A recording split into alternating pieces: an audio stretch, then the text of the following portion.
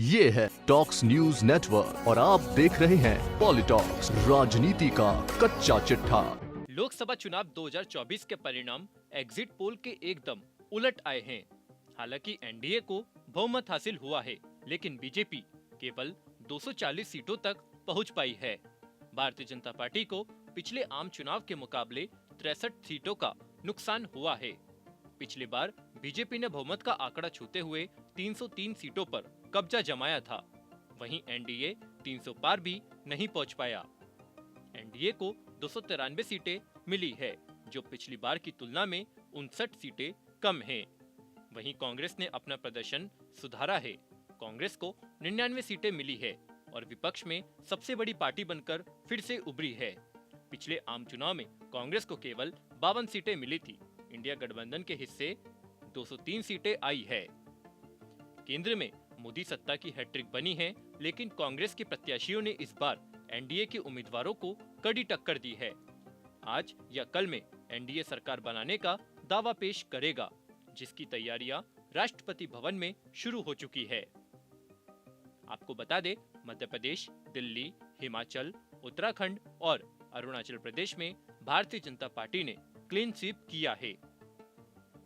मध्य प्रदेश 29, दिल्ली 7, उत्तराखंड 5, हिमाचल 4 और अरुणाचल प्रदेश 2 की सभी सीटों पर बीजेपी ने कब्जा जमाया है। वहीं गुजरात, छत्तीसगढ़ और गोवा में कमल खिलाने से चूक गई है। गुजरात 26, छत्तीसगढ़ 11 और गोवा 2 एक सीट कांग्रेस के खाते में गई है। बिहार 40 में बीजेपी को 30, इंडिया गठबंधन को 9 और अन्य को 1 सीट मिली है। यहाँ बीजेपी और जदयू को 12-12, लोजपा को 5 और हम को 1 सीट मिली है।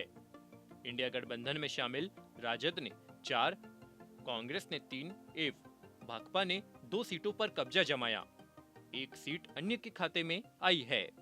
वहीं राजस्थान में 10 सालों के बाद कांग्रेस का खाता खुला है, जबकि बीजेपी क्लीन स्वीप करने की हैट्रिक जमाने से चूक गई है। बीजेपी पिछले 2 आम चुनावों में 25 की 25 सीटों पर जीत हासिल करते आ रही है। इस बार बीजेपी को केवल 14 सीटों पर जीत हासिल हुई है। कांग्रेस के खाते में 8 और अन्य सहयोगियों के दलों के पास 6 सीटें आई है। 1 सीट अन्य को मिली है। केंद्रीय मंत्री कैलाश चौधरी को हार का सामना करना पड़ा है। वहीं पश्चिम बंगाल में एक बार फिर से ममता बनर्जी की तूती बोली है। तृणमूल कांग्रेस ने 42 में से 29 सीटों पर कब्जा जमाया है। बीजेपी को पिछले आम चुनाव के मुकाबले 6 सीटों का नुकसान हुआ है। बीजेपी को 12 और कांग्रेस को 1 सीट हासिल हुई है। वहीं किसानों की नाराजगी के चलते बीजेपी पंजाब में बुरी तरह से फंस गई है। यहां बीजेपी के हाथ खाली रहे हैं। पिछले आम चुनाव में बीजेपी को 2 सीटें मिली थी। पंजाब की 13 सीटों में से कांग्रेस ने सबसे अधिक 7 सीटों पर कब्जा जमाया। 3 सीटों पर आम आदमी पार्टी और 1 सीट पर अकाली दल और 2 सीटों पर अन्य को जीत मिली है। पिछले आम चुनाव के मुकाबले आप पार्टी को 2 सीटों का फायदा हुआ है, जबकि अकाली दल को 1 सीट का नुकसान झेलना पड़ा है। वहीं तमिलनाडु की सभी 39 सीटों पर इंडिया गठबंधन के उम्मीदवारों को जीत हासिल हुई है। डीएमके को सबसे अधिक 22 सीटों पर जीत मिली है। कांग्रेस के खाते में 9 और अन्य सहयोगी दलों के खाते में 8 सीटें आई है। मणिपुर की दोनों सीटों पर कांग्रेस ने कब्जा जमाया। तो वहीं महाराष्ट्र और हरियाणा में सत्ता होने के बावजूद यहां एनडीए को इंडिया गठबंधन ने कड़ी चुनौती दी है। महाराष्ट्र 48 में से 29 सीटें हासिल कर इंडिया गठबंधन सबसे बड़ा दल बना है। यहां कांग्रेस को 13, शिवसेना ठाकरे को 9 और एनसीपी शरद पवार को 7 सीटें मिली है। एनडीए को 18 सीटों से संतोष करना पड़ा है।